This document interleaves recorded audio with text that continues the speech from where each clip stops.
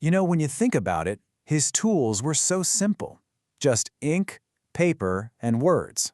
He never really traveled far. And yet, his imagination, wow.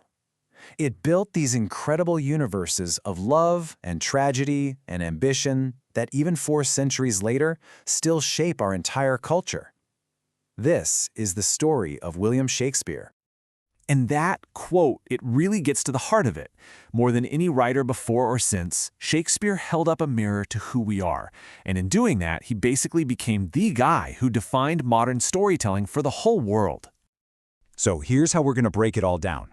We'll follow his journey from a small town to the big London stage. We'll dive into the genius behind his stories, look at his incredible mastery of language, and then uncover the amazing story of how his legacy was saved for all of us.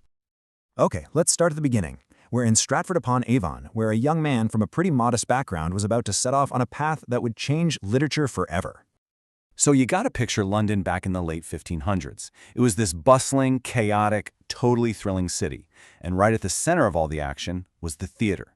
This is where Shakespeare found his calling. And not just as a writer, but as an actor and, believe it or not, a businessman. He joined up with an acting company called the Lord Chamberlain's Men. They got together in 1594 and pretty quickly became one of the top groups in the city. Then, in 1599, they built their very own, now iconic, playhouse, the legendary Globe Theatre. They got so big that after Queen Elizabeth's death, they even got a royal seal of approval, becoming the King's Men in 1603. And this was a team of absolute superstars. It's so important to remember that Shakespeare wasn't just some lonely artist locked away in a room. He was a sharer, a partner in the business. He was on stage acting alongside Richard Burbage, the great tragedian of the time, and Will Kemp, the most famous comedian, all while writing the plays that would make every single one of them legends. So with his stage and a company, Shakespeare just unleashed this incredible burst of creativity. But what was his secret? How did he manage to explore the human condition with a depth that no one had ever really seen before?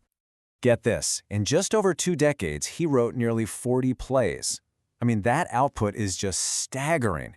Comedies, tragedies, histories, he mastered every single one, creating these characters whose struggles feel just as real to us today as they did to the crowds at the Globe.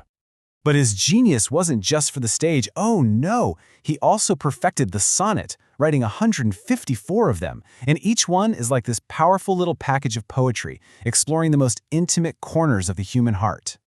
Now, these poems are famously split into 2 groups.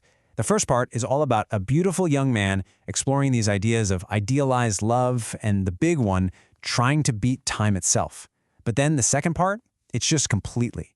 It focuses on this mysterious, dark lady, and dives headfirst into the messy, painful side of love. We're talking lust, jealousy, and betrayal. And this quote from the great critic A.C. Bradley, it just nails it. Each play creates its own unique world, right? Think about the ambition and doubt swirling around Hamlet, or the forbidden love in Romeo and Juliet, or that suffocating, oppressive darkness in Macbeth. These aren't just stories, they're emotional landscapes that we can all still wander through and recognize.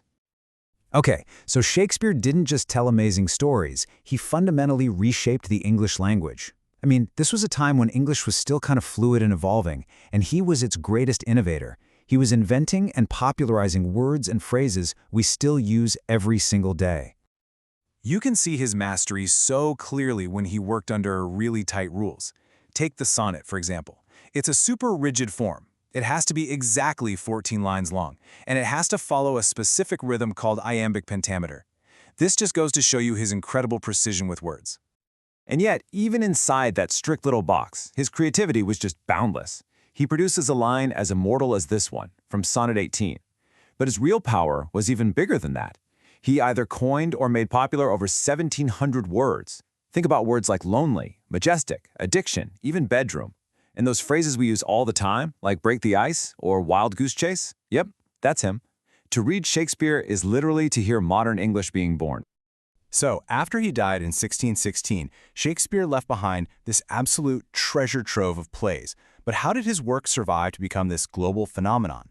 Well, the story of how it was all preserved is almost as dramatic as one of his own plays. And you might not believe this, but back in the 17th century, plays weren't really seen as serious literature. They were just scripts for performances, and a lot of them just got lost. Seriously, without the hard work of his friends, a huge chunk of Shakespeare's work could have just vanished forever. But 7 years after he died, two of his old buddies from the King's Men, John Heminges and Henry Condell, did something truly extraordinary. They went around and gathered up 36 of his plays and published them in this massive book that we now call the First Folio. It was a tribute to their friend, and it ended up becoming one of the most important books ever published. And ever since that book came out, his work has been endlessly analyzed and reinterpreted. In the 18th century, Samuel Johnson was celebrating his realism. In the 19th, the Romantics like Coleridge were all about his incredible imagination. And today, critics are still finding new layers of meaning, which keeps his plays totally vital and relevant for every new generation. So that brings us to the big question, right? Why the enduring power? Why do his stories still connect with us, translated into every major language and performed on stages all over the world, from high school auditoriums to grand national theaters? Well, I think the reason is actually pretty simple. His stories tap into the very core of what it means to be human. He shows us that we can be noble and petty, courageous and cowardly, beautiful and flawed, often all at the exact same time. He held up a mirror, and we are still completely fascinated by what we see in the reflection. Ultimately, Shakespeare wasn't just a playwright. He was a mirror. And every single time a curtain rises and an actor whispers, "to be or not to be," his spirit comes alive again, inviting us to look closer at his world and, in doing that, to better understand our own.